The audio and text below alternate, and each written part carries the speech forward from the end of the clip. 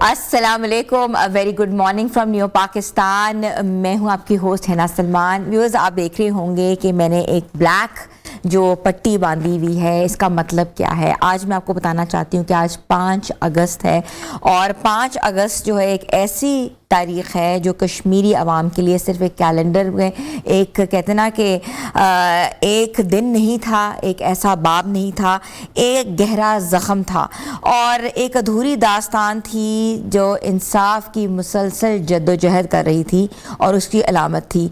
आज हम कश्मीरी अवाम के साथ खड़े हुए हैं, उनके साथ हमारी यकजहती है और पाकिस्तान समेत आज़ाद जम्मू कश्मीर में योम एहतिसाल कश्मीर मनाया जा रहा है ताकि दुनिया को याद दिलाया जा सके कि 5 अगस्त 2019 को भारत ने मकबूजा और जम्मू और कश्मीर को खुसूसी आइनियत हैसियत ख़त्म करके सिर्फ एक यकतरफा इकदाम उठाया था और आज भी आलमी सतह पर सवालात उठाए जा रहे हैं जब उन्होंने उस स्टेट को जो है वो करार दिया था।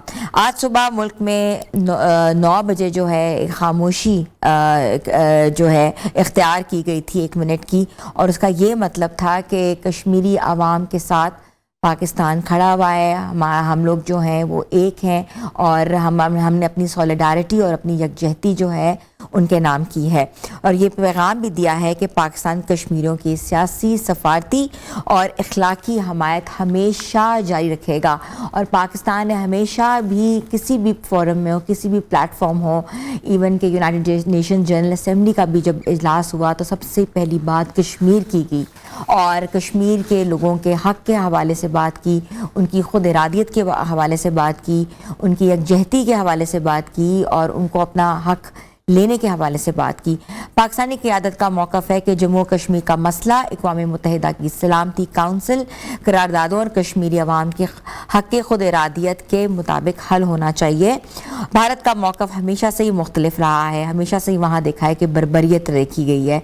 ये इख्तिलाफ़ गुज़श्ता कई दहाइयों से इस तनाज़े का बुनियादी मरकज़ बना रहा है और वज़ीर आज़म पाकिस्तान या शहबाज शरीफ ने योम एहतिसाल कश्मीर के मौके पर कश्मीरी अवाम से यकजहती के इजहार के लिए खुसूसी हदायत भी जारी की हैं, जबकि वफाकी वज़ीर इत्तलात और नशरियात अता तारर ने अपने बयान में कहा है कि 5 अगस्त 2019 के इक़दामात जो हुए हैं और अक़वाम मुत्तहिदा की सलामती काउंसिल की करारदादों में बैनुल अक़वामी कवानीन और कश्मीरी अवाम के हक़ खुद इरादियत के ख़िलाफ़ है।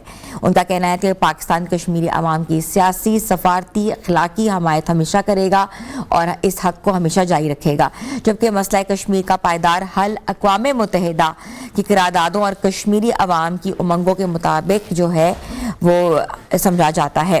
दूसरी जानब अगर हम बात करें तो भारत में मुसलसल ये मौका इख्तियार करता है कि जम्मू कश्मीर उसका अटूट अंग है और 5 अगस्त 2019 के इक़दामात इसके आइनी दायरा इख्तियार के मुताबिक किए गए हैं और यही जो मुतज़ाद मौक़िफ़ है इस मसले को इस खित्ते में जो है एक आलमी सफारतकारी के हवाले से जो है बहुत हिसास मौजू समझा जाता है, जिस पे बात करना नहीं समझा जाता।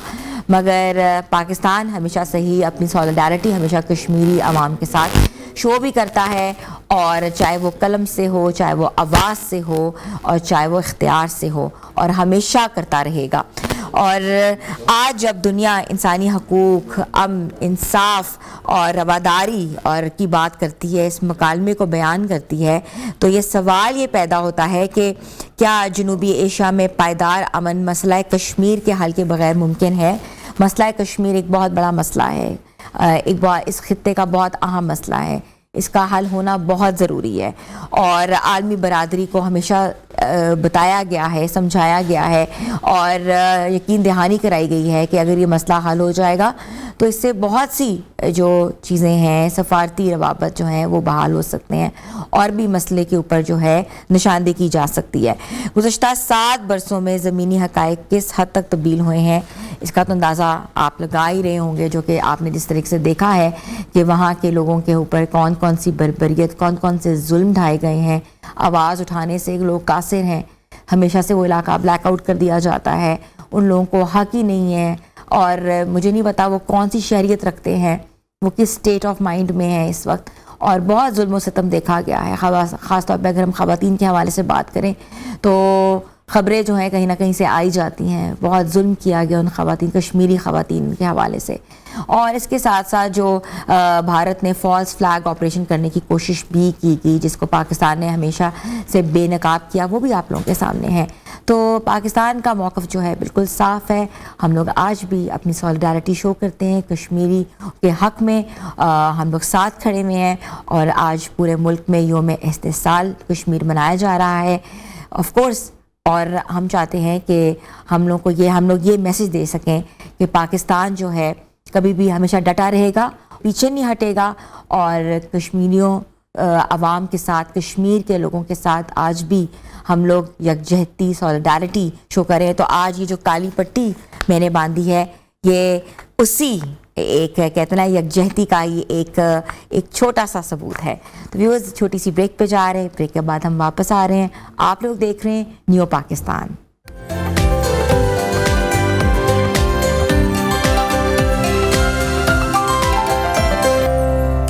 Welcome back viewers. एडवेंचर्स की कोई बाउंड्रीज नहीं होती, कोई लिमिट्स नहीं होती। ये एक जज्बा होता है, एक जुनून होता है, जिसकी कहते हैं कश्मकश में हम लगे रहते हैं और चाहते हैं कि हम इस जुनून को, अपने पैशन को जो है वो हासिल कर लें। कुछ लोग मंजिल तक पहुंचने के लिए जो है गाड़ियों का सहारा लेते हैं, मोटर बाइक का सहारा लेते हैं, मगर कुछ ऐसे लोग हैं जो अपने कहते हैं ना कि जज्बे से, जुनून से और अपनी हौसलों से जो है वो पहियों पर सवार होकर तारीख रकम करते हैं। तो हम आपको आज एक ऐसे शख्स से मिलवाते हैं जिन्होंने वाकई पहियों पे चलकर और सवार होकर और उन्होंने जो है तारीख रकम कर दी है। और जो वो 2 पहिए थे, वो कोई बाइक के पहिए नहीं थे, वो साइकिल के पहिए थे। और तारीख क्या उन्होंने रकम कर दी है कि वो इस्लामाबाद से उन्होंने हुंजा तक का सफ़र जो है, और जिसमें से जो है बहुत से उन्होंने दुश्वार रस्तों से वो गुजरे हैं, वो 11 दिनों में तय किया है। और कैसे तय किया, किस तरीके से तय किया और साइकिल पे ही क्यों तय किया, और उसके साथ साथ साइकिल पे 35 किलो का सामान बांध कर वो चलते थे, जहां उनके पूरे कैंप्स भी थे, जहां उनका खाने पीने का सामान भी था, जहां उनका जो है बारबेक्यू का स्टैंड्स भी थे, और भी उनका इक्विपमेंट था जो कि रास्ते में इस्तेमाल होता था। तो हम आज अपने मेहमान से जानेंगे और उनको वेलकम करेंगे। तो मैं इनवाइट करती हूँ और वेलकम करती हूँ वीडियो लिंक पे मियां रब नवाज को। अस्सलाम वालेकुम। जी वालेकुम अस्सलाम। कैसे हैं रब नवाज, आप ठीक हैं? थके तो नहीं है? नहीं, बिल्कुल इसमें थकने वाली क्या बात है, जब आपके जज्बात बुलंद हो तो फिर थकने की कोई अच्छा, बात मोटर नहीं बाइक से तो लोग दुनिया पे बाइकिंग करके जो है पाकिस्तान तक आए हुए। अभी हमने रिसेंटली एक इंटरव्यू किया जो कि मैनचेस्टर से उन्होंने बाइक चलाई और पाकिस्तान तक वो पहुंची थी, खातून, वो भी अकेली। तो आपने जो दूसरी कहते हैं ना सोने पे सुहागा, आपने सोचा कि मैं बाइक छोड़ के जो है मोटर बाइक पे ही, वो सॉरी साइकिल पे ही शुरू हो जाऊं? बिल्कुल, इसका मकसद सबसे पहला मकसद ये था कि मैं बिल्कुल स्लो पेस पे जाऊं और रास्ते में हर उस बंदे के साथ इंटरेक्शन करूं जिसके साथ हम गाड़ी पे हों या बस पे हों या बाइक पे हों तो हमारा इंटरेक्शन नहीं हो सकता। तो थॉरली जो है वो एक इलाके को देखा जाए, उसके अंदर कहीं जहां दिल करे वहां पे रुक के कैंप लगा लो। तो एक बहुत अच्छा एक्सपीरियंस रहा है मेरा। 11 दिनों में मैं स्कर्दू पहुंचा हूँ और अभी 1-2 दिन से यहाँ पे रेस्ट कर रहा हूँ और अब आहिस्ता आहिस्ता आगे भी मूव करूंगा। तो बस मोटिवेशन की बात है। I plan. अच्छा रब नवाज, एक तो बड़ी अच्छी बात है कि आपने साइकिल इस्तेमाल की, आपकी फिजिकल एक्सरसाइज भी हुई। आपने ऐसी एक चीज जो कि हमारे घरों में इस वक्त गल सड़ रही है या हम लोग पीछे घरों के पीछे अपनी गलियों में रखते हैं, वो आपने यूटिलाइज की, जिसको साइकिल कहते हैं। और इसके साथ साथ पेट्रोलियम की जिस तरह कीमतें बढ़ रही हैं, तो आपने सोचा कि मैं क्यों ना अपनी फिजिकल एक्सरसाइज ज्यादा करूं, तो ना कि जो है कि मैं पेट्रोल का इस्तेमाल करूं।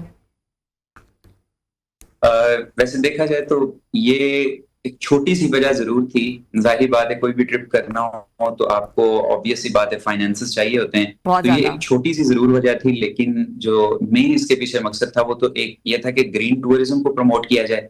सेकेंडली, इसकी बेसिस पे मैं आगे इन फ्यूचर अपने गांव के अंदर एक टूरिज्म स्कूल को स्टार्ट कर सकूं जो कि फुली फंडेड हो। तो मैंने बेसिकली उस चीज की भी एक बुनियाद रखने के लिए ये साइकिल का ट्रिप किया है। बिल्कुल, आपने जिस तरह ग्रीन टूरिज्म की बात की गेट। है, that's very important to talk about it, कि आपने वैसे भी एक मैसेज दिया है और एक पीस मिशन है, बेसिकली आप उस पर सवार हुए हैं। अच्छा, ये जो 11 दिन का टूर था, इस टूर के हवाले से बताएं, कहाँ कहाँ से गुजरे, कौन कौन से लोगों से मिले, मेहमान नवाजी के हवाले से, खाने पीने के हवाले से। अच्छा, पहली तो बात ये कि the whole trip remained very peaceful. इसके अंदर कोई इस तरह का मसला नहीं मुझे बना कि चोरी के हवाले से या इस तरह का कहीं मुझे सेफ्टी कंसर्न्स हों। इस्लामाबाद से मैं निकला, फर्स्ट नाइट मैंने एबटाबाद के अंदर कैंप किया, देन आई रीच्ड बालाकोट, फिर उसके बाद मैं नारायण पहुंचा, फिर बड़वई, फिर उसके बाद मैंने गिटी दास में जो लोकल एक मेहमान खाना है वहां पे स्टे किया, फिर उसके बाद मैं बोनरदास पहुंचा, फिर जगलोट, फिर उसके बाद शेंगस। हाँ, रास्ते में अलबत्ता एक दो जगह पे लैंडस्लाइड हुई, but I had everything of my use. मैंने वहां पे कैंप लगाया, कुकिंग की, वहां पे जो लोग फंसे हुए थे, एक दो फैमिलीज थी, उनको भी मैंने असिस्ट किया, खाना शाना बना के दिया। तो बहुत अच्छा एक मेरा ट्रिप रहा है। और इस ट्रिप के दौरान मुझे एक चीज का ये पता चला है कि ये सिर्फ मेरे लिए नहीं, ये हर उस फॉरनर के लिए, हर उस खातून के लिए जो घर में बैठ के सोच रहे हैं कि हमने ट्रिप करना है, उन सब के लिए पाकिस्तान इज सेफ। ठीक है। और बाकी मेन मेरी एक एडवाइस ये है कि आप लोग जो है अगर निकलें तो मैक्सिमम अपने इक्विपमेंट्स जो है वो अपने साथ रखें। ठीक है, चैलेंजेस के हवाले से थोड़ा सा बताइएगा कि कहीं ना कहीं आपको लगा होगा कि यार मैं वापस ही मुड़ जाऊं, या आपको ऐसा लगा होगा कि ये रास्ता बहुत दुश्वार है, ये रास्ता ऑफ ट्रैक है, यहाँ सड़क सही नहीं बनी हुई, या there are lot of things which comes in the mind. जी बिल्कुल। एक जगह मैं इसमें मेंशन करूंगा, बालाकोट जो है उसकी चढ़ाइयाँ बहुत ज्यादा, बहुत स्टीप हैं।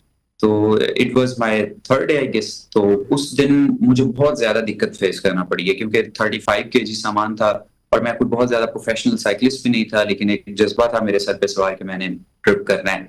तो उस दिन मुझे बहुत ऐसी थॉट्स आ रही थी कि मैं क्विट करके यहाँ से वापस निकलूं, लेकिन क्विट करना भी मेरे पास ऑप्शन नहीं था, क्योंकि कभी सोचा ही नहीं है कि जो काम स्टार्ट करना है उसको दरमियान में छोड़ना है। अच्छा, तो अक्सर होता उसमें है फिर रास्ते कि बनते गए, आहिस्ता आहिस्ता मुझे लोग मिलते गए। अच्छा, वेरी नाइस। अच्छा, आपने जब ट्रैवल किया तो इंटरनेट इश्यूज होंगे, ऑफ कोर्स हर जगह नेट अवेलेबल नहीं है, तो आपने कैसे गूगल मैप्स या किसी मैप्स या जीपीआरएस को देखा, रास्ते कैसे पूछे, क्या लोगों ने आपको हेल्प की?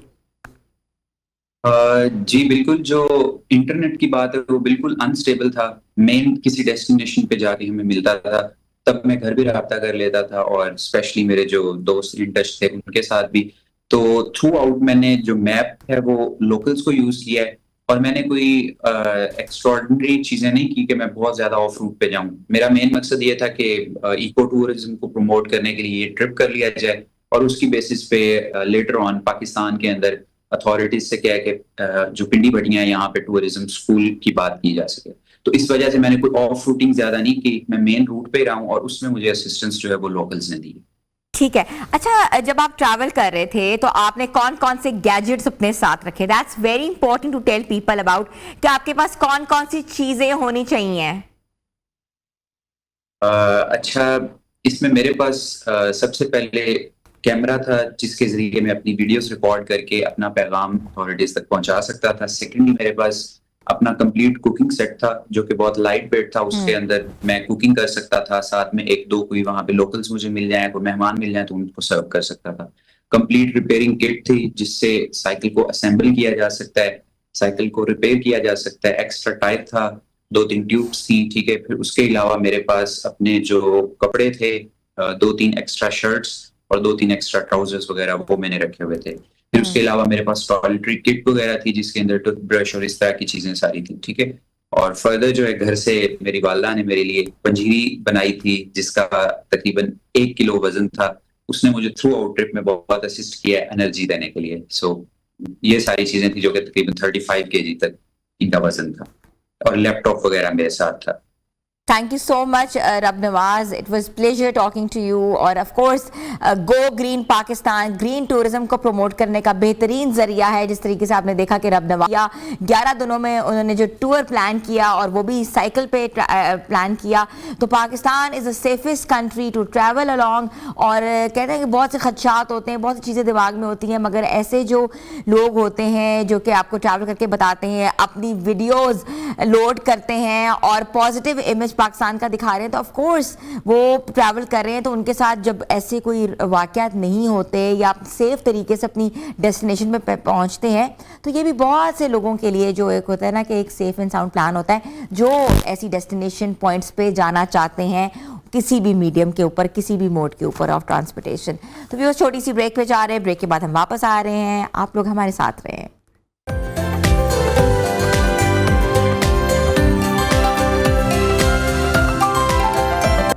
Welcome back viewers. आज हम एक बहुत इंपॉर्टेंट इशू को एड्रेस करने लगे हैं. आपको पता है कि नौजवानों का इशू है, अनएम्प्लॉयमेंट का इशू है.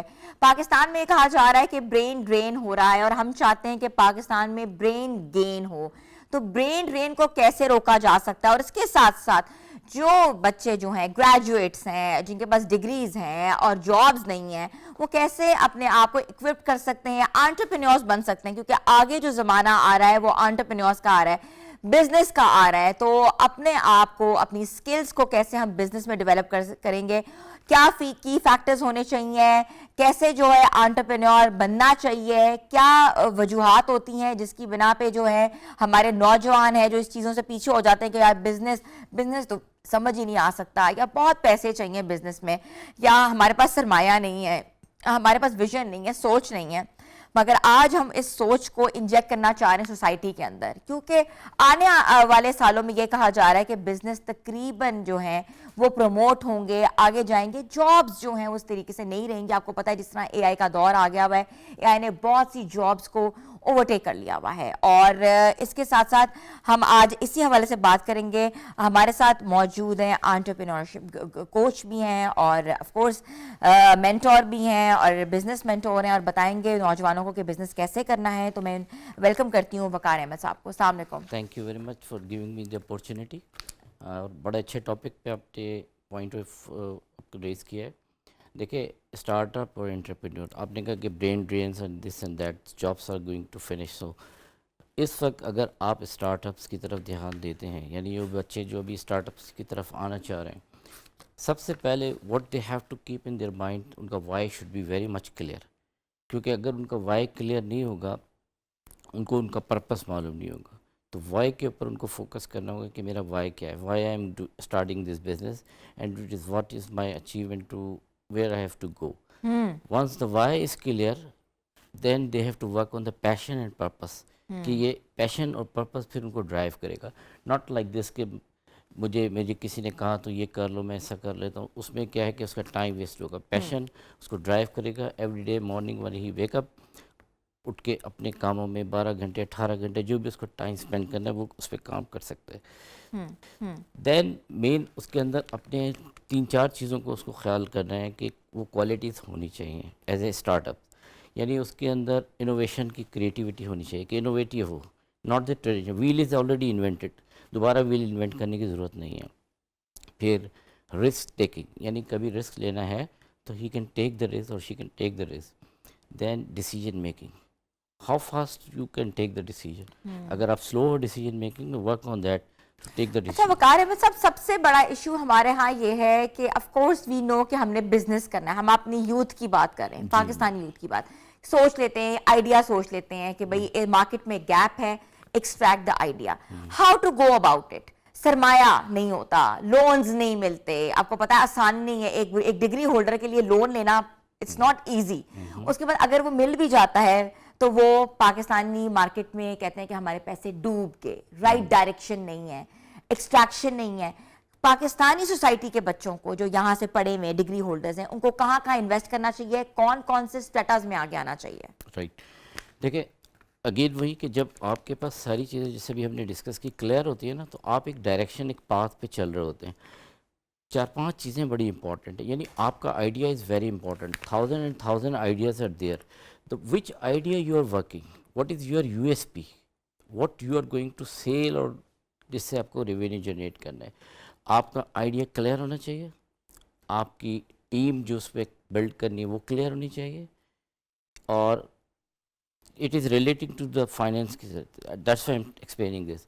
आपके जो टीम हो गई, आपके बिजनेस मॉडल, अब बच्चों को बिजनेस मॉडल की चीज़, मतलब how you will run the business, उसका मॉडल कैसे होगा, कैसे आप सेल्स करेंगे, कैसे आप परचेज करेंगे, कैसे आप रिकॉर्ड कीपिंग करेंगे, ये सब चीज़ें करने के बाद आपको फंडिंग की ज़रूरत होती है। Funding is initial capital, like as a startup, if you start the business like 5 lakhs for example, 5 lakh के बाद अगर उसके पास पूरा मैकेनिज्म मौजूद है, तो what he can do, he can contact with the family and friends कि भाई मुझे 15 लाख और चाहिए, I can expand my business. जब आप किसी ट्रैक पे होते हैं तो एवरीबडी लुक कहता है what you will do, show me, you can show them this, I have a quality, feasibility बना आई के। Have a business model, I have a this already I am doing.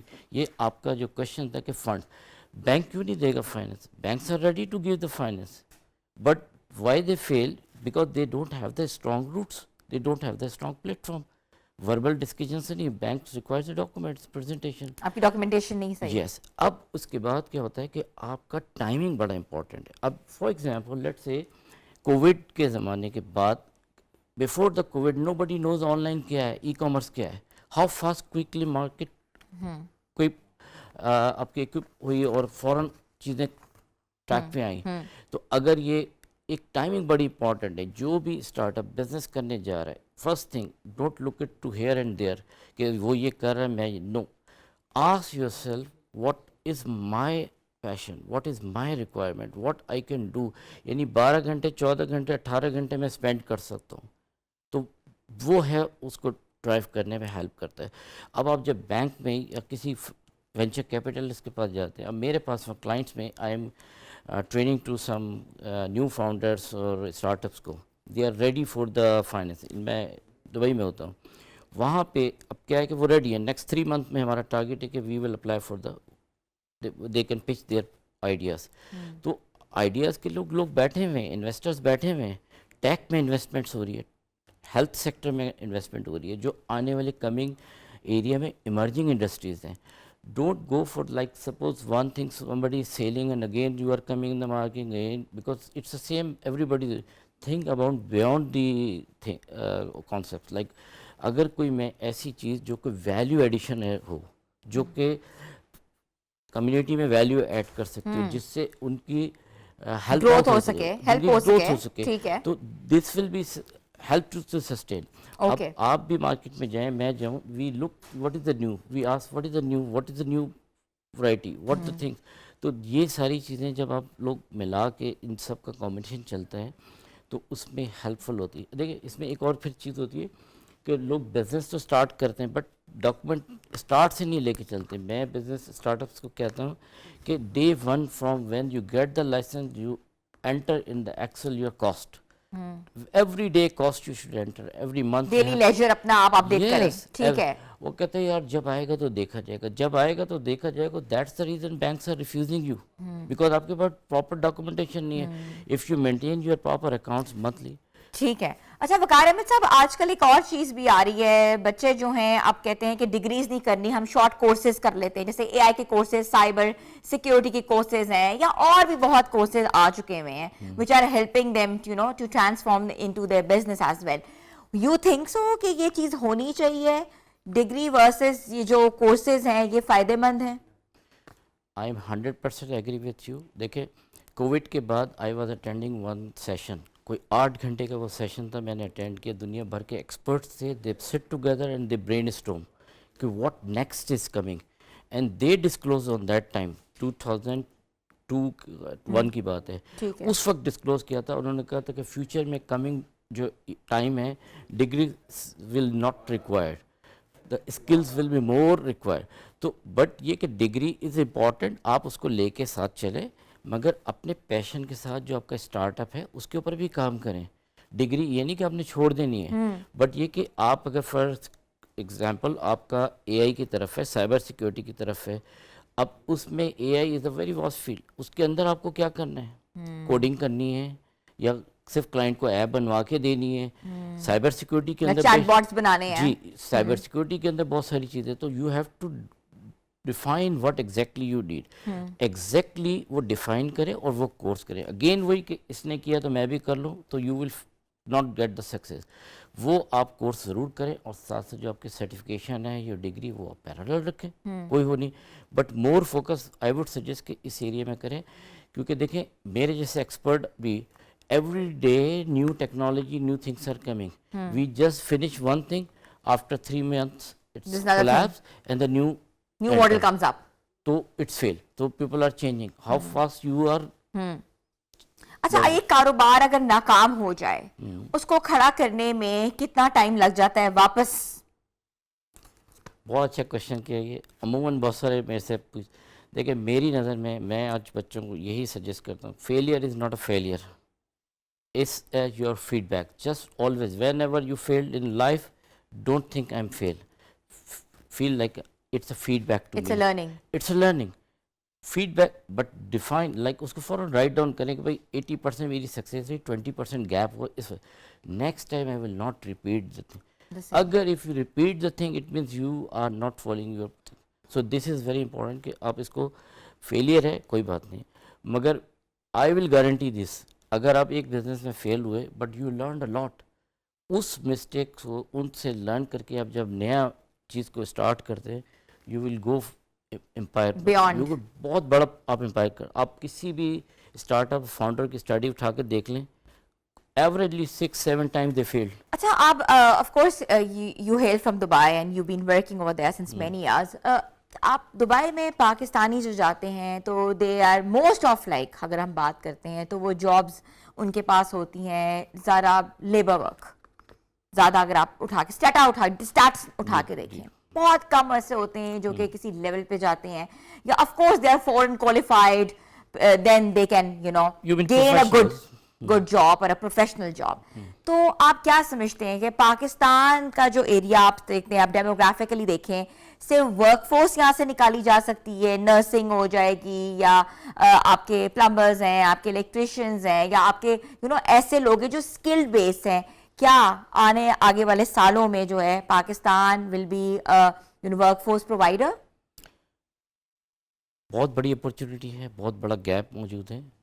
Only the thing again यही कि अगर अपनी field से relate, अगर कोई plumber है तो उसमें क्या हार्म है कि वो टेक्निकल कोई कोर्स कर ले, कोई आईटी से रिलेट कोर्स कर ले, नॉट नेसेसरी कि वो अकाउंटेंट्स यहाँ से जाएं, नॉट नेसेसरी लेबर जाए।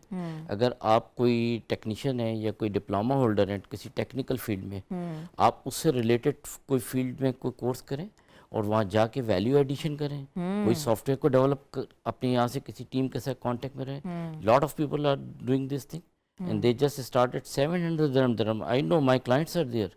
700 dirham की लेबर जॉब से टेक्निकल बंदा, he knows where I have to reach. Again वही के गोल्स सेट करने होंगे इनको, गोल सेट करने का भी फार्मूला है, उस फार्मूले के ऊपर काम करना होगा। Smart goal set, not the not only the goal set. Smart goal set जब हम बात करें तो स्मार्ट से मुराद है कि स्पेसिफिक हो गोल, क्या मुझे अचीव करना है, मेजरेबल हो कि मैं कहाँ तक पहुँच गया हूँ, अचीवेबल हो यानी मैं वो अचीव कर सकता हूँ नहीं करता, रियलिस्टिक होना चाहिए, ये नहीं कि मैं ऐसी जगह जो रियलिस्टिक जो आपके कंट्रोल में नहीं हो, ये मैं कर सकता हूँ एज ए ह्यूमन बीइंग।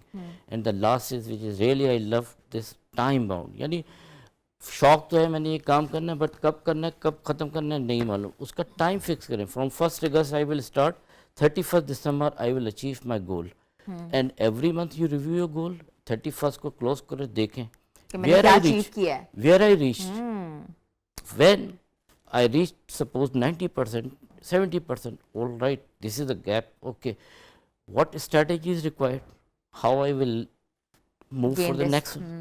तो फिर आप देखें कि ये फेलियर्स या न्यू थिंग, देखें कोई रॉकेट साइंस नहीं है, दुनिया भर में जितनी भी स्मार्ट मूव्स हो रही हैं they are developing their self, मतलब उनकी जो नेशन है, उनके जो लोग हैं वो अर्ली स्टेज से ही, वो ये नहीं कि दुबई आके आपने जॉब ढूंढ के फिर अच्छा मैं ये करता हूँ, भाई आप जाने से पहले you have to do your homework. Yes, अगर आपके पास आ गया, ऐसे लोग कहते हैं कि वहां जाके बैठ जाते हैं और जॉब नहीं मिलती, फिर वापस आते हैं मायूस। बिल्कुल जॉब नहीं मिलेगी ना, क्योंकि there are 200 nationalities are there. Your competition is not only with the yeah. 200 nationalities के साथ है. अब ये nationalities अगर आपके साथ compete करें, आपको something you have to produce unique thing. तब जाके आपकी look वो बनती है. Recently I joined the government of Sharjah Entrepreneurship Summit. They hired me as a mentor, as a coach. What the objective? To train the youth, to explain them your experience, to share the knowledge. अब वो हम काम कर रहे हैं, 3 month के batches हैं, वो लोग नई से नई innovation. Recently one guy he develop robotic coffee shop. he automatically you just go pay and you whatever the coffee you like, whatever the juice you like and design customized coffee will come. Of course पूरी दुनिया automation पे जा रही है, अब तो खत्म हो चुका हुआ है, वर्क फोर्स तो वैसे ही अब खत्म होती जा रही है. बिल्कुल, you know, thank you so much Waqar Ahmed साहब वाज विद अस, और एंटरप्रेन्योर कोच हैं, इसके साथ मेंटोर हैं. बताया उन्होंने कि स्मॉल बिजनेस सेटअप या बिग बिजनेस सेटअप कैसे किया जा सकते हैं, कौन से चैलेंजेस आपको फेस आते हैं और आपकी मोटिवेशन, आपके ऑब्जेक्टिव्स क्या होने चाहिए. छोटी सी ब्रेक पे जा रहे हैं, आप लोग हमारे साथ रहें.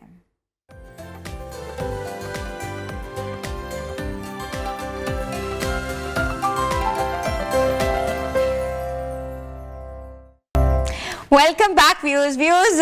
आज का शो है स्पेशली, हमने जो है ये जो सेगमेंट है ये लेडीज़ के लिए डिज़ाइन किया है. तमाम ख़वातीन जो हैं हमें फ़ोन कॉल्स कर सकती हैं, अपने फेस से मुतालिक, बालों से मुतालिक बात भी कर सकती हैं, एडवाइस ले सकती हैं.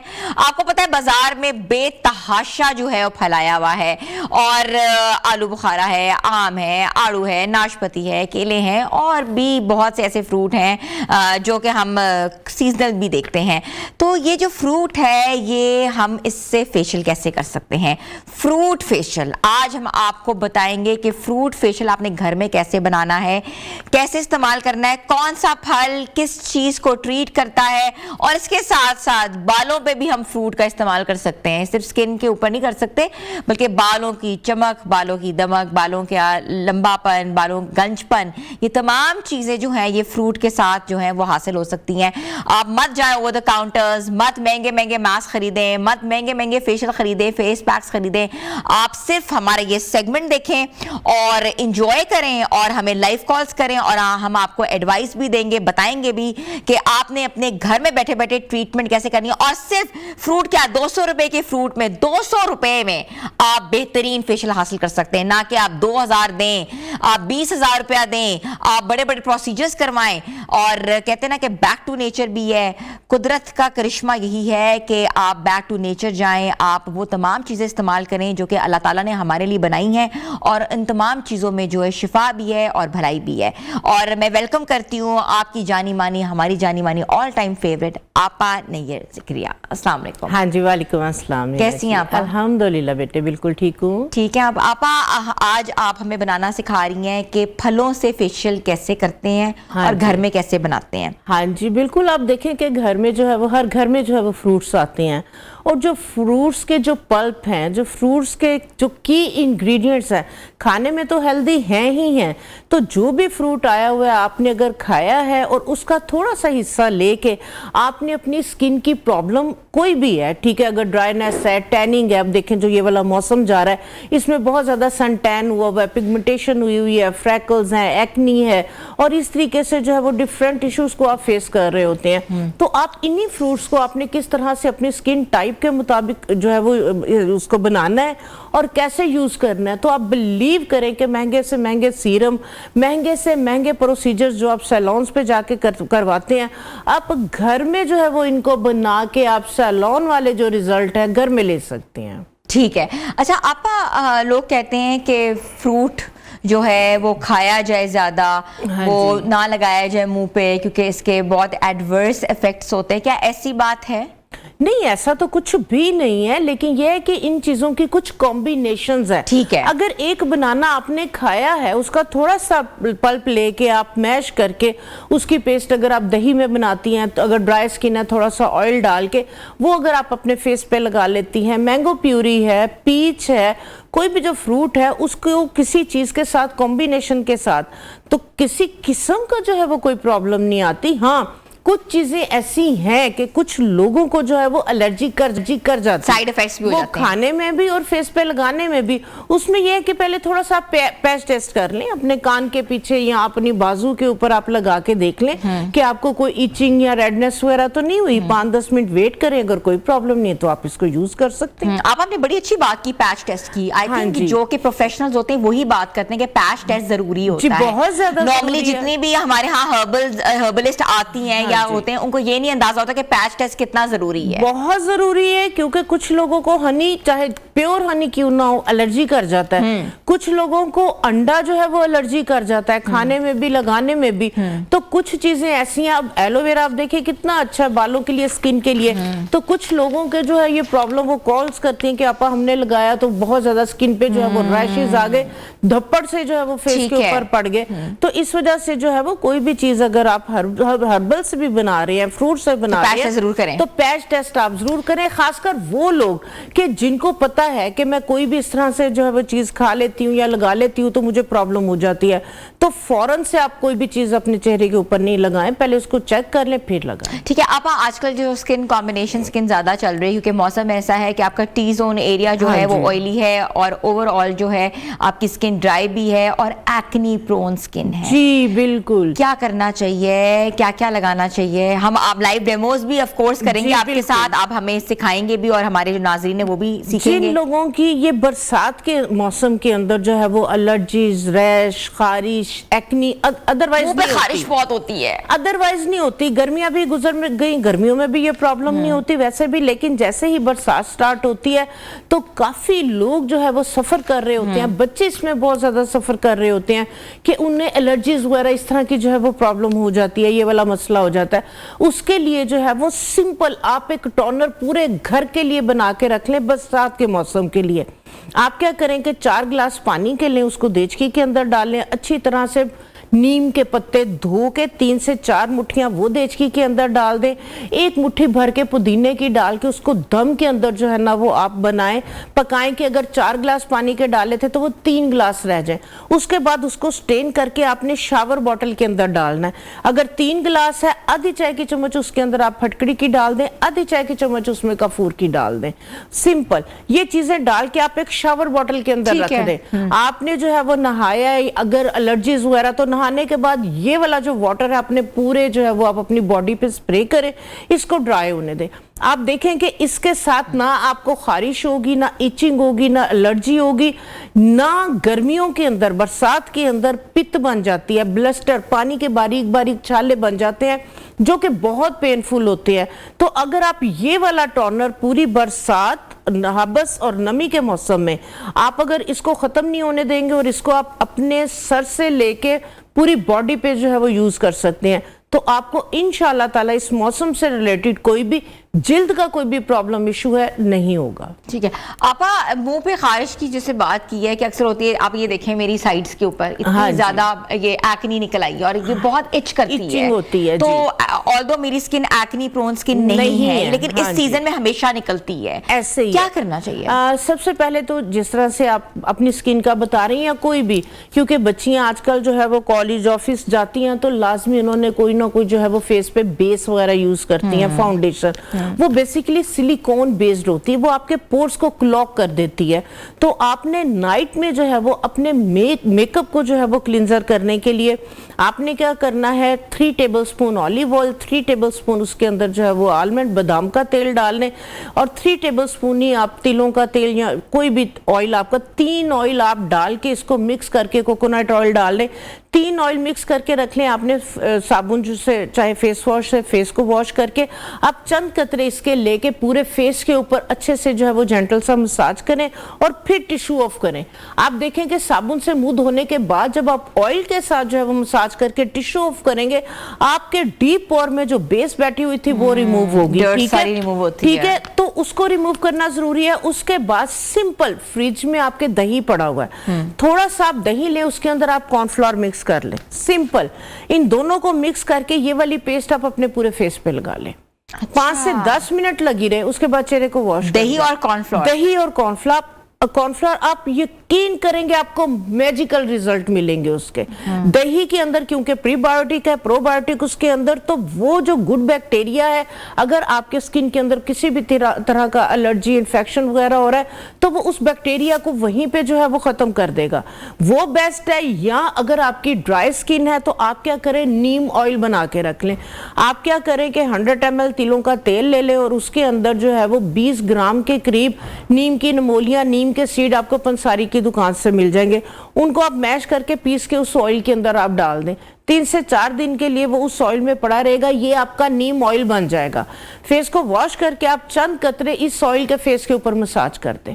आप बिलीव करेंगे किसी भी तरह की एलर्जी, रैश, खारिश, उसके लिए ये वाला ऑयल बेहतरीन है। ठीक है, बच्चों के कमर पे दाने गुड़ुम बन जाते हैं, हाँ जी, एक्जिमा हो जाता है, जी। और इस मौसम में अगर नमी वाले बिस्तरे हों तो उससे हाँ भी जी। आपको पता है कि बच्चे एलर्जी कर जाते हैं। बिल्कुल बिल्कुल क्या बिल्कुल। करना चाहिए? उसके लिए देखें, आपने बिस्तर की बात की और ये नमी की बात की, लाजमी जिस दिन धूप निकले आप बिस्तरों को धूप लाजमी लगवाएं। ठीक है, ये आपने लाजमी अपने बेडशीट्स आपने डेली बेसिस पे बदलनी है। और उसके बाद आपने क्या करना है, नीम के खुश्क पत्ते आपकी जो चादरें हैं, गद्दे हैं, उसके नीचे आप उसको जो है वो लाजमी फैलाएं।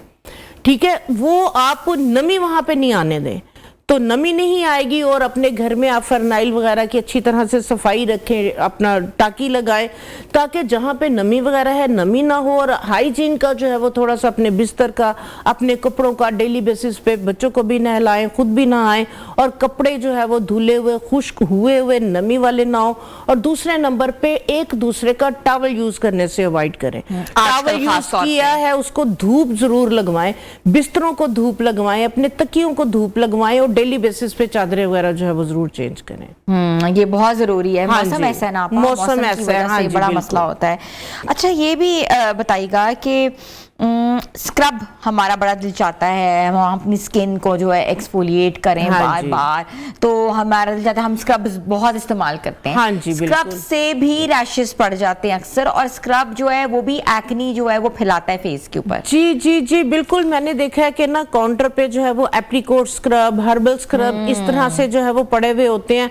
आप बेशक लोकल ले लें चाहे आप इंपोर्टेड ले लें, जो उसके ग्रेन्स है वो आपकी स्किन को, आप देखें कि अगर आप स्क्रब उठा के किसी स्टील के बर्तन के ऊपर आप उसको रगड़ेंगे तो उस पे लाइनें पड़ जाएंगी। आपकी स्किन तो इतनी सेंसिटिव है, तो उसके लिए जो है वो स्क्रब जो है वो बॉडी के लिए तो चलें ठीक है, लेकिन स्किन के लिए अगर आप चाह रहे हैं कि एक डेड लेयर बनी हुई है, इसको एक्सफोलिएट करना है, तो उसके लिए जो बेहतरीन जो है वो एक्सफोलिएटर है, बहुत ज्यादा अच्छा उसका जो है वो फीडबैक आया। एक तो आप लोग बेकिंग सोडा यूज करते हैं, दूसरे नंबर पे ईस्ट जो खमीर है आप पिज़्ज़े वगैरह में डो में यूज करते हैं, आपके किचन में पड़ी हुई होती है। आप क्या करें कि 1 चाय की चम्मच आप खमीर की लें, 1 चाय का चम्मच सिर्फ उसके अंदर आपने दही का डालना है। ये बिल्कुल जो है ना इस फूल जाएगी, क्रीमी फॉर्म में आ जाएगी। तो 1 ही चाय का चम्मच इसमें आप गंदम का आटा डाल दें। अच्छा, ठीक ये है। आपकी बहुत एक स्मूथ सी पेस्ट बन जाएगी। इस पेस्ट को आप पूरे फेस के ऊपर जो है वो फेस को वॉश करने के बाद लेप कर दें, एक लेयर बना दें, मास्क की तरह लगा दें। 10 मिनट के बाद आप मसाज करते हुए चेहरे को वॉश कर दें। ठीक है। आप यकीन करेंगे विद इन 10 मिनट ये आपकी डेड स्किन को रिमूव कर देगा, आपकी टैनिंग को रिमूव कर देगा, आपके ब्लैक हेड व्हाइट हेड जो है वो खत्म हो जाएंगे, और आपकी स्किन एकदम से ग्लो करेगी और आपकी स्किन फ्रेश हो जाएगी। सिंपल ये 3 इंग्रेडिएंट्स के साथ इसके अंदर आपका एक कुछ भी नहीं लगना, बिल्कुल फ्री में ये सारी चीजें आपके किचन में पड़ी हुई होती आप हैं। एक कॉलर भी ले लें साथ जी, ही। बिल्कुल, हमें डिस्कशन की है, हम चाहते हैं अब हमारे साथ कॉलर्स भी आप लाइव हमें कॉल्स करें। हिफ्सा हैं मुजफ्फराबाद से। जी अस्सलाम वालेकुम। वालेकुम सलाम। जी हिफ्सा, क्या पूछना चाहेंगी? मैं पूछ रही थी कि मेरे फेस पे एक्नी बहुत ज्यादा है, तो एक्नी का कुछ तरीका बता दें। एक्नी बहुत ज्यादा है, क्या एज है आपकी? मेरी 18 साल। 18 साल है। ठीक है, सुने। हाँ जी बेटे, एक तो खाने पीने में आप बहुत ज़्यादा एहतियात करें, कोशिश करें चाय, काफ़ी, फ्राई चीज़ें, इस तरह की चीज़ें जो है आप इसको अवॉइड करें। पानी का इंटेक जो है वो आप प्रॉपर करें, ताकि आपकी बॉडी के अंदर अगर एसिड लेवल ज़्यादा है उससे भी कई दफ़ा एक्नी आ रही होती है चेहरे पे। और दूसरे नंबर पे अगर आपका हार्मोन्स वगैरह का कोई इशू है तो अपने डॉक्टर से कंसल्ट करें।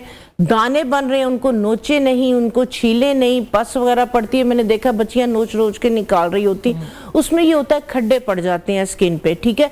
तो उसके लिए आपके लिए जो बेहतरीन है, आप क्या करेंगे, रोज वाटर लें 100 ml, 1/4 टीस्पून उसके अंदर जो है वो आप फटकड़ी का जो है वो डाल के और थोड़ी सी नीम की पत्तियां उसके अंदर डाल दें। ये वाला टोनर जो है वो आप हर तीसरे दिन फ्रेश बना लें, फिर चेहरे को वॉश करें। ये वाला टोनर आप दिन में 4 दफा 5 दफा इसको जो है वो लगाएं। इससे क्या होगा, आपका ऑयल कंट्रोल होगा, एंटीसेप्टिक है, एंटीबैक्टीरियल है, तो आपकी एक्नी जो है वो खुद से जो है वो ड्राई कम होना शुरू हो जाएगी। और बार बार जाके आप वॉशरूम में 3-3 4-4 दफा अगर साबुन से या फेस वॉश से चेहरे को वॉश कर रही हैं तो इस चीज को भी अवॉइड करें, क्योंकि बहुत ज्यादा जो है वो साबुन का इस्तेमाल और फेस वॉश का इस्तेमाल भी ट्रिगर करता है आपकी एक्नी को। तो इन चीजों की आपने बहुत ज्यादा एहतियात करनी है। उसके लिए फेस को वॉश करने के लिए आप जो भी फेस वॉश जो है वो यूज कर रहे हैं तो आप क्या करें, उसमें थोड़ी सी जो है वो ग्लिसरीन लाजमी ऐड कर लें। एक तो वो उसको माइल्ड कर देगा और जो ग्लिसरीन भी एंटीसेप्टिक एंटीबैक्टीरियल है उससे भी आपको बहुत ज्यादा जो है ना वो बेहतरी आएगी। ठीक है हिफ्जा, आपने सुन लिया है। एक और कॉलर है हमारे साथ, सबा है लाहौर से। जी अस्सलाम वालेकुम। नाम कैसी हैं आप, ठीक हैं? मैं ठीक हूँ, सबा आप ठीक हैं? जी जी अल्हम्दुलिल्लाह बिल्कुल ठीक ठाक। नैरा आपा अस्सलाम वालेकुम। वालेकुम अस्सलाम। नैरा आपा मुझे 2 क्वेश्चन करने हैं, क्या मैं पूछ सकती हूँ? जी जी श्योर। अच्छा नैरा आपा, एक तो मेरे साथ मसला ये है कि मेरे बालों में हेयर थिनिंग हो रही है, जी ठीक है, और मुझे समझ नहीं आती कि मैं वो हेयर थिनिंग को कैसे कंट्रोल करूं जो मेरे बालों में स्टार्ट हुई हुई है। मेरा दूसरा क्वेश्चन ये है कि आप अक्सर एक बताती होती हैं कि अश्वगंधा और सतावर वाली एक चीज जी। बताती हैं जी कि पेन किलर है और आप लोगों को ये यूज करनी चाहिए। मुझे पूछना, एक तो वो दोबारा से रेमेडी बता दें, दूसरा मुझे ये पूछना था कि क्या वो कॉन्टिन्यूसली हमें यूज करते रहना चाहिए या फिर उसको छोड़ देना चाहिए और फिर यूज करना चाहिए? हाँ जी, सुने। बहुत अच्छा क्वेश्चन है। हेयर थिनिंग हो रही है आपके, अगर बाल बहुत ज़्यादा हेयर फॉल वगैरह हो रहा है, बरसात में थोड़ी सी ज़्यादा हो जाता है इसलिए कि बहुत ज़्यादा नमी आ रही होती है, मॉइस्चर बहुत ज़्यादा होता है, तो रूट सीजन होता है, रूट जो है वो वीक हो रही होती हैं, तो इस मौसम में होती हैं। कोशिश करें कि आप जो है वो अगर ऑयली आपका स्कैल्प है तो आप जो है वो नहाने के बाद आप क्या करें, आपने जो लेमन निचोड़ लिया, आजकल लेमन आता है डेली बेसिस पे, घरों में स्क्वेंच भी बन रही होती, जो लेमन के पील हैं, लेमन के जो छिलके हैं, इनको खुश्क करके इनका पाउडर बना के रख लें। आपने क्या करना है, 1 गिलास पानी का लेना है और उसमें 1 खाने का चम्मच ये वाले लेमन के छिलकों का पाउडर डाल के दम में इसका कहवा बना लेना है। 2 या 3 इसके अंदर आपने 7 लौंग डाल देनी है। इसको स्टेन करके शावर बॉटल के अंदर डाल लें। आपने जब बाल धोए हैं आप ये वाला जो टोनर है अपने स्कैल्प के ऊपर जो है वो इसको स्प्रे कर लें। इसके साथ जो है वो आपका ऑयल कंट्रोल होगा, इचिंग रैश खारिश नहीं होगी। जब ऑयल नहीं आएगा तो आपके बाल जो गिर रहे हैं बहुत तेजी से वो रुकेंगे, क्योंकि लौंग आपको पता है बेहतरीन है बालों के लिए। उसके बाद आपने अश्वगंधा और सताव की, बिल्कुल मैं खुद भी इसको यूज करती हूँ, मैं रिकमेंड भी करती हूँ, खासकर उन बच्चियों के लिए कि जो 20+ हैं, हार्मोन्स अगर उनके अनबैलेंस है, और या 40+ या 45 या 50+ हैं, जो मेनोपॉज में जो है वो सफर कर रही, मसल्स में क्रैम्प, हार्मोन्स अनबैलेंस वगैरह ये वाले इश्यूज हो रहे होते हैं, ठीक है। तो उसके अंदर जो है वो मैं 3-4 चीजें जो है वो यूज करवाती हूँ। अश्वगंधा है, सतावर है, मंजस्टा है, उसके अंदर अगर हड्डियों वगैरह में पेन है तो उसके लिए जो है वो सफेद मूलसरी है, और अगर शुगर वगैरह का भी इशू है, प्री डायबिटिक है या वेट कम करना चाह रहे हैं तो उसके अंदर मैंने मेथी दाना भी जो है वो यूज करवाया। ये 4 से 5 चीजों का सफूफ लाजमी बना के रखें। अगर आपको ब्लड प्रेशर का इशू नहीं है तो मैंने एक रेमेडी के अंदर इसमें खुश्क अदरक, सूंड का भी 1 खाने का चम्मच यूज करवाया, जिससे ब्लॉटिंग वगैरह, जिसम फूला हुआ है, वजन किसी तरह से नहीं कम हो रहा तो ये वजन को भी कम करता है। अब आपने कहा कि लेना कब तक है, कोई भी इस तरह की चीज आपको बहुत ज्यादा जो है वो फायदा दे रही है, 1.5 माह के लिए ले और 1.5 माह छोड़ दें, 1.5 महीना ले, 1.5 महीने के लिए छोड़ दें, ठीक है। तो आप ये लेना शुरू करें। इससे भी बाल भी अच्छे होंगे, स्किन भी अच्छी होगी, मसल्स वगैरह में, जॉइंट्स में पेन है ये उसके लिए बेहतरीन है, वेट को कम करता है, हार्मोन्स को बैलेंस करता है, ओवरऑल आपकी हेल्थ एंड ब्यूटी के लिए ये कमाल के इसके बेनिफिट्स। ठीक है आपा, बिल्कुल। आप हमें लाइव कॉल्स भी करें, और ब्रेक पे हम जा रहे हैं, ब्रेक यहाँ से हम वापस आएंगे तो आपको हम लाइव डेमो करके दिखाएंगे, आप लोग घर में मास्क और सीरम्स बना सकते हैं। Stay tuned with us.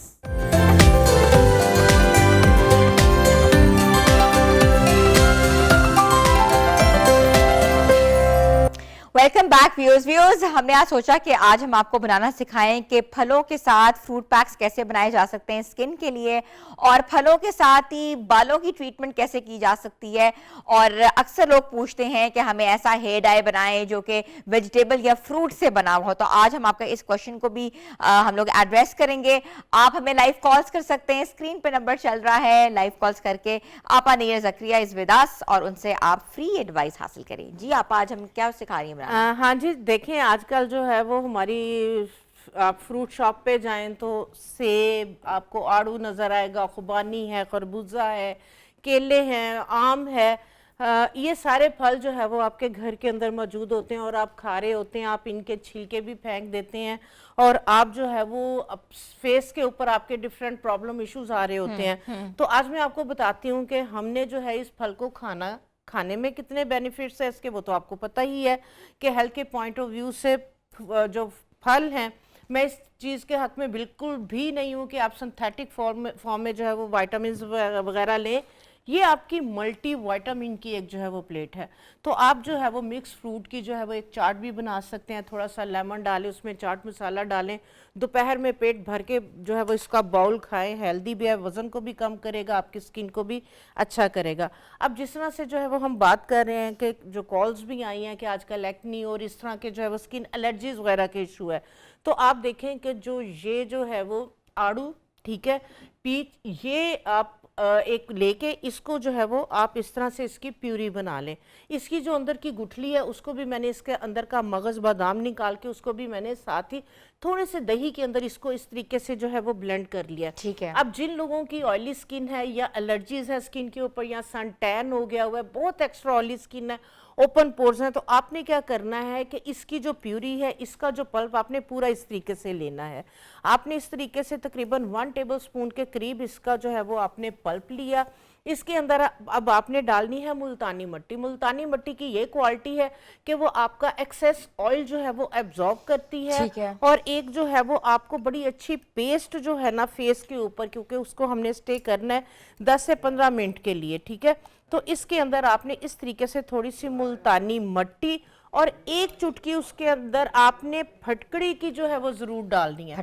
फटकड़ी गर्मियों के अंदर और खासकर बरसात के मौसम के लिए जो है वो इसके मैजिकल रिजल्ट है। सिर्फ एक चुटकी के बराबर डालनी है। काइंडली मैंने देखा है कि आप लोग पूरी फटकड़ी लेके उसको फेस के ऊपर रब कर रहे होते हैं, लेमन को रब कर रहे होते हैं। ऐसे आपने बिल्कुल भी नहीं करना। एक चुटकी के करीब जो खिल की हुई फटकड़ी है वो आपने इसमें डालनी है। सिंपल ये 3 चीजें आपने मिक्स की। मिक्स करके इसको कफूर के मैं समझती हूँ कि मैजिकल रिजल्ट है स्किन को रिपेयर करने के लिए, इचिंग रैश खारिश को खत्म करने के लिए, चेहरे के दाग धब्बों को जो है वो खत्म करने के लिए कफूर कमाल की चीज है, ठीक है। इस तरीके से कॉलर भी हम साथ ले रहे हैं। एहतशाम है मियां वाली से। जी अस्सलाम वालेकुम एहतशाम। वालेकुम सलाम। सुनाए, क्या हाल है? ठीक है, मैं ठीक हूँ, आप बताएं क्या सवाल पूछेंगे? जी मेरा सवाल है कि मेरी स्किन ब्लैक है तो मैं वाइट करना चाहता हूँ। मैंने बहुत से इस तरह के नुस्खे किए हैं लेकिन वो भी नहीं आ रहे।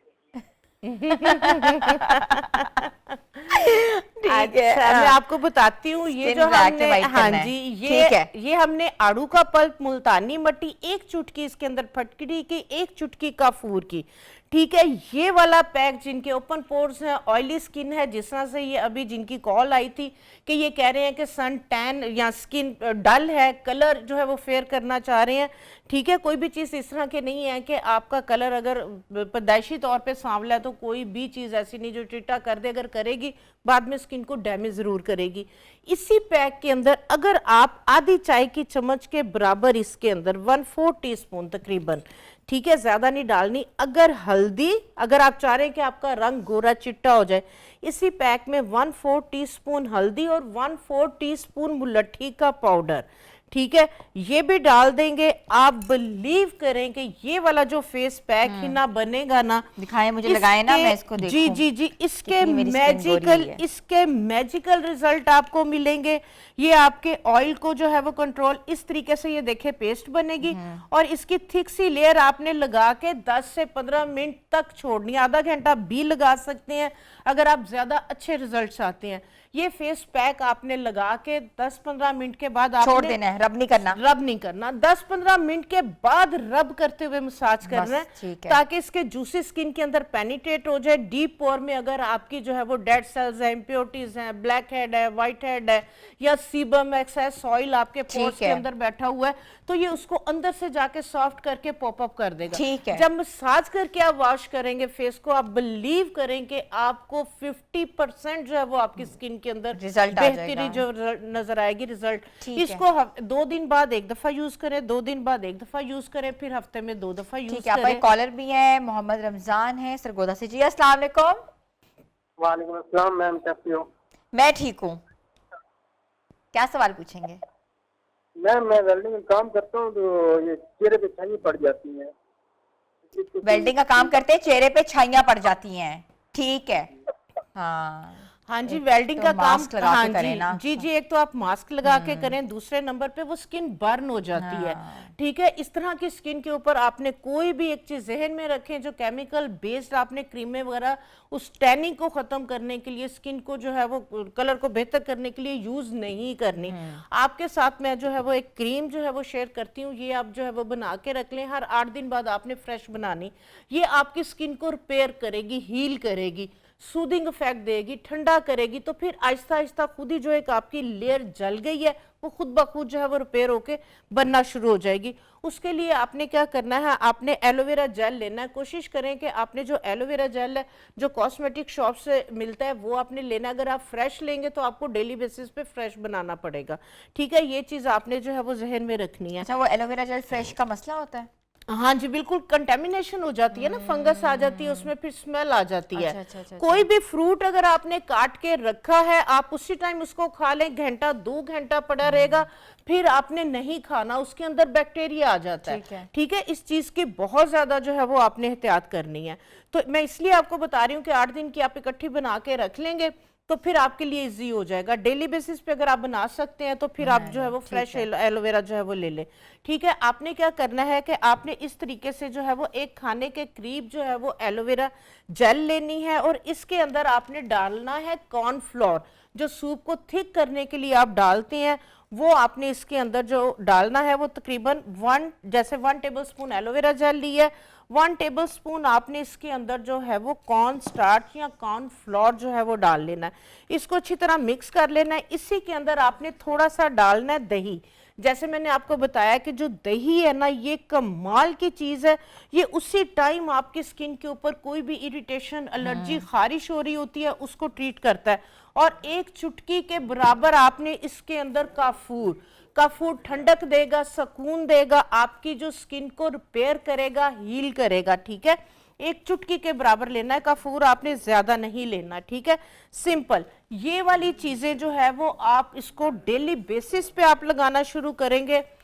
इसको जो है वो आप 1-आधा घंटा लगाएं, या ये क्रीम की तरह से बन जाएगा। ठीक है, तो ये चेहरे को वॉश करके थोड़ी सी क्रीम लेके पूरे फेस के ऊपर इसको मसाज कर ले, सुबह में उठ के फेस को वॉश कर ले। ठीक है, आप एक और कॉलर हैं, मोहम्मद इकबाल है हरीपुर से। जी अस्सलाम वालेकुम। वालेकुम सलाम जी इकबाल साहब, जी पता ये करना है, देखिए शुगर के पेशेंट जो है उनको अक्टूबर बात पे गर्मी में हाथों पे ये काले हो जाते हैं, इनकी स्किन पे क्या इस्तेमाल करना चाहिए? जो धूप लगती है जैसे हाथों पे जो रंग कलर क्या शुगर के पेशेंट्स के नकल्स डार्क हो जाते हैं, और आप ये पूछना चाह रहे हैं ना, बॉडी पे भी अक्सर धब्बे पड़ जाते हैं। हाँ जी बिल्कुल, जो शुगर पेशेंट्स हैं उनका जो है ये प्रॉब्लम होती है। एक तो ये है कि थोड़ा सा आप अपना डेली बेसिस पे हाथों पाँव को जो है वो आप धो के रखें। आप जो है वो फुट फाइलर, डेड स्किन इकट्ठी नहीं होने दें, आप फुट फाइलर जो है वो यूज़ करें। चेहरे अच्छी तरह से नकल्स, अपनी बॉडी, अपने हाथ और पाँव को खुश्क होने दें। उसके बाद आपने क्या करना है, एक टब के अंदर जो है वो पानी लेके उसके अंदर 1 खाने का चम्मच नमक, 1 खाने का चम्मच फटकड़ी डाल के उसमें आपने जो है वो अपने पाँव को, हाथों को आपने उसमें डिप करना है। 5 से 7 मिनट के बाद आपने क्या करना है, एक मैं आपके साथ क्रीम शेयर करती हूँ, आप ये क्रीम बना के रख लें। ये आपकी अगर ब्लैक स्किन हो रही है उसको भी जो है ये ठीक करेगा, और प्लस आपकी स्किन के ऊपर कोई भी जख्म वगैरह नहीं होने देगा, और आपकी ड्राइनेस को भी ख़त्म कर देगा। आपने क्या करना है, मेडिकल स्टोर से आपने जो है वो सिंपल बगैर खुशबू के वाइट पेट्रोलियम जेली ले लेनी है। 50 ग्राम वाइट पेट्रोलियम जेली, 50 ग्राम ही आपने वैसलीन ले लेनी है, और उन्हीं से जो है वो आपने एक छोटी जो है वो पैक बोरिक पाउडर का, ठीक है, और एक पत्ता आपने विटामिन ई के कैप्सूल्स का ले लेना है। आपने क्या करना है, वैसलीन और वाइट पेट्रोलियम जेली को एक बाउल में निकालना है, 1 खाने का चम्मच बोरिक पाउडर का, 4 से 5 विटामिन ई के कैप्सूल डाल के इसको आपने मिक्स कर लेना है। ये आपकी क्रीम बन जाएगी। तो आपने हाथों पाँव को जो है वो धो के खुशक करके ये वाली जो क्रीम है इसको आपने अच्छी तरह से अपने पाँव के नीचे, उंगलियों पे, जहाँ जहाँ टैनिंग है वहाँ पे आपने लेके अच्छी तरह से जो है वो इसका मसाज कर लेना है। इसके साथ ड्राइनेस भी ख़त्म होगी, टैनिंग भी ख़त्म होगी, स्किन मॉइस्चराइज भी होगी, और कहीं पे जैसे अगर क्रैक, हील वगैरह भी हो रही हैं, ज़ख्म हो रहे हैं, तो उसको भी रिपेयर करें। ठीक है, बिल्कुल मोहम्मद इकबाल साहब सुन रहे होंगे, आपको एडवाइस उन्होंने दे दी है। अच्छा, ये हमने बनाया था कॉर्नफ्लावर और एलोवेरा का। हाँ जी, कॉर्नफ्लोर, एलोवेरा इसके अंदर डाला, इसके अंदर एक चुटकी जो है वो काफूर की डाली, ठीक है। ये क्रीम इस तरीके से आप बना के, ये देखिए ये क्रीम ऐसे फॉर्मिंग बन गई। इसको आप फ्रिज में रख दें 8 दिन तक, जो है वो इसको यूज करें, 8 दिन के बाद फ्रेश बना ले। ये आप इस तरीके से लगाएंगे, ये आपके जज़ब हो जाएगी। ये देखें, ये बिल्कुल जिस तरह से मॉइस्चराइजिंग क्रीम होती है, ये देखें स्किन के अंदर ये जज़ब हो जाएगी। तो आपने जिस तरह से इन्होंने बताया कि वेल्डिंग करते हैं, इनका चेहरा जो है वो बर्न हो गया हुआ है, चेहरा जल गया हुआ है, तो उन सब के लिए, या अगर वेल्डिंग नहीं भी है, धूप की वजह से जिन लोगों का सन टैन हो गया, सन बर्न हो गया, स्किन रेड हो रही है, या वो लोग कि जिन्होंने बहुत ज्यादा फार्मूला केमिकल बेस्ड क्रीमें यूज की हुई हैं और बहुत स्किन रेड, साथ क्रीमें डाल रैश, खारिश हो रही है, उन सब के लिए ये आप यकीन करेंगे कि इसके मैजिकल रिजल्ट है। ठीक है, ये आपकी स्किन को रिपेयर करेगा, हील करेगा, ठंडक देगा, सुकून देगा, और जो दाग धब्बे हैं उसको भी। आप बालों के लिए भी बताएं, बालों के लिए हमारे पास क्या है? हाँ जी, बालों के लिए आप देखें कि जिस तरह से जो है वो केला है, केला कई दफ़ा होता है जो नरम हो जाता है, आप उसको फेंक देते हैं, आप उसको खाते नहीं हैं। आपने क्या करना है, अगर आपके बाल लंबे हैं तो आपने 2 बनाना ले लेने हैं, और अगर आपके बाल जो है वो छोटे हैं तो 1 बनाना जो है वो बहुत है। आपने क्या करना है कि इस तरीके से बनाना लेके आपने उसको जो है वो मैश कर लेना है, जैसे हम बच्चों को खिलाने के लिए मैश करते हैं ना, इसको मैश कर लेना है। इसके अंदर जो है वो आपके पास कोई भी, आपके घर में जो भी आप ऑयल यूज़ करते हैं, ठीक है, चाहे कोकोनट का है, चाहे बादाम का है, चाहे तिलों का है, चाहे जैतून का है, इसके अंदर तकरीबन 1 चाय की चम्मच के बराबर आपने ये वाला ऑयल डाल देना है, सिंपल, और आपको कुछ डालने की ज़रूरत नहीं है। इसको आप अच्छी तरह से ब्लेंड कर लें, ये आपका एक मास्क बन जाएगा। आपने क्या करना है कि आपने इसको अपने बालों में रूट्स लेंथ एंड पे अच्छे तरीके से लगा लेना है। आधा घंटा लगा रहे, आधे घंटे के बाद आपने इसको वॉश कर देना है। ये करेगा क्या, ये आपके बालों में एक केराटिन जो है वो रिजल्ट देगा, एक प्रोटीन आपके बालों को देगा, आपके ड्राई, डैमेज, फ्रिजी हेयर के लिए बेहतरीन है। वो बच्चियां के जो डेली बेसिस पे ब्लो ड्राई या आयरन कर रही होती हैं, या बहुत ज़्यादा केमिकल ट्रीटमेंट्स करवाई हैं और बाल टूट रहे हैं, बेजान है, उन सब के लिए ये बोटॉक्स ट्रीटमेंट है। जी, ये हेयर बोटॉक्स है, हेयर बोटॉक्स अच्छी तरह आप लगा के इसको एमल्सिफाई, गंदे बालों में नहीं लगाना, धुले हुए बालों में। आप बिलीव करें कि आधा घंटा ये लगा रहे, आधे घंटे के बाद वॉश करेंगे, बाल आपके बिल्कुल एक जो है ना वो एक शाइनी जो है, बिल्कुल ऐसा ही है। थैंक यू सो मच आपा, आप आती हैं तो वाकई मेरे देखे ना हाथ पाँव कैसे कैसे अच्छे लग रहे हैं, ब्राइट हो गए हैं, कहते हैं ना कि ब्राइट ब्राइट कर देगा। तो ऑफ कोर्स आपको ये जो कंटेंट सारा है बालों के हवाले से, स्किन के हवाले से, आप हमारे सोशल मीडिया पे जाके देख सकते हैं। कोई भी चीज़ मिस हो गई है, और जो कॉलर्स हमें कॉल कर रहे थे, आई एम श्योर हम सबकी कॉल्स नहीं ले सकते थे क्योंकि हमारा प्रोग्राम का टाइम बहुत कम था आज। तो व्यूअर्स, आज का प्रोग्राम कैसा लगा, अपना फीडबैक ज़रूर दीजिएगा, आपका फीडबैक हमारे लिए बहुत ज़रूरी है, और न्यू पाकिस्तान के पेज को ज़रूर ज्वाइन करें। मिलेंगे कल नए प्रोग्राम के साथ, अपनी होस्ट हिना सलमान को इजाज़त दें, अल्लाह हाफिज़।